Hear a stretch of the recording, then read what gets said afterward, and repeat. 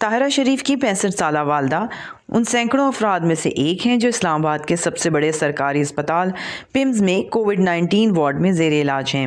Covid کی عام علامات کو نظر انداز کرتے ہوئے وہ 11ویں دن اسپتال آئیں اور 9 دن سے زیادہ گزر جانے پر بھی صحت یاب نہیں ہو پائیں۔ پہلے انہیں بخار ہوا ہے تو بخار ان کا ٹھیک ہو گیا تھا، پھر تھوڑا ہم نے ان کو ساتھ انجیکشن بھی دیے، لیکن جب سانس کا ایشو ہے تو ہم نے یہاں پمز میں شفٹ کیا ہے۔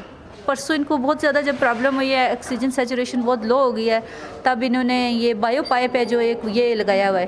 ڈاکٹرز کا کہنا ہے کہ کووڈ کی تیسری لہر میں افراد بہت دیر سے ڈاکٹروں سے رجوع کر رہے ہیں، جس کی وجہ سے بھی مریضوں کی حالت پوری طرح بگڑ رہی ہے، جبکہ دوسرے ممالک میں شروع ہونے والی کرونا وائرس کی نئی اقسام سے کیسے لڑنا ہے اس بارے میں ابھی بہت کم معلومات ہیں۔ ڈاکٹرز کے مطابق اس وقت کم عمر مریضوں کی تعداد بھی کافی زیادہ ہے، جو باعث تشویش ہے۔ اگر ہم کمپیریزن کریں فرسٹ ویو کے ساتھ تو ہمارے پاس پیشنٹس کا ڈیتھ ریٹ جو ہے وہ زیادہ ہے، پیشنٹس کرٹیکل زیادہ ہیں، اور یہ صرف وہ پیشنٹ نہیں ہیں جو کہ شوگر، بی پی یا ہارٹ کے مریض ہیں، یا جن کو خدا نخواستہ کوئی کڈنی کا پرابلم ہے یا اسٹروک کے پیشنٹس ہیں۔ ان میں بہت سارے ایسے پیشنٹس بھی ہیں جو کہ ینگ ہیں، اور بہت سارے ایسے پیشنٹس ہیں جنہیں کوئی بیماری نہیں ہے۔ تو ایک جنرلی ہم جو سوسائٹی میں یہ دیکھتے ہیں، یا لوگ شاید اس وجہ سے کانفیڈنٹ ہو جاتے ہیں کہ ہم ینگ ہیں یا ہمیں کوئی بیماری نہیں ہے تو ہم ٹھیک رہیں گے، ایسی بالکل بات نہیں ہے۔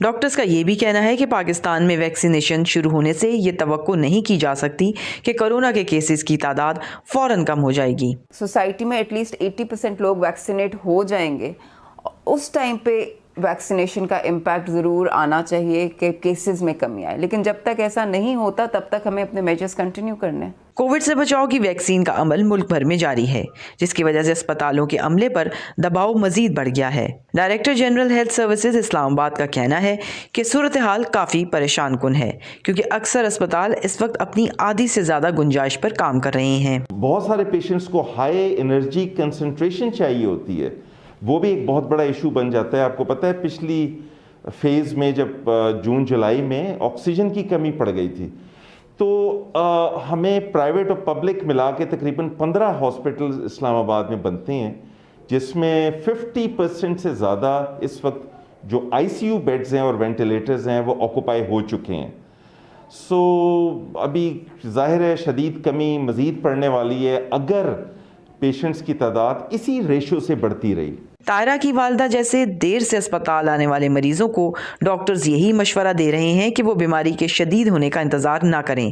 دوسری جانب پمز انتظامیہ کے مطابق کووڈ بیڈز کی تعداد 200 تک بڑھائی جا رہی ہے تاکہ ایسے مزید مریضوں کو آکسیجن جیسی طبی مدد فوری طور پر فراہم کی جا سکے۔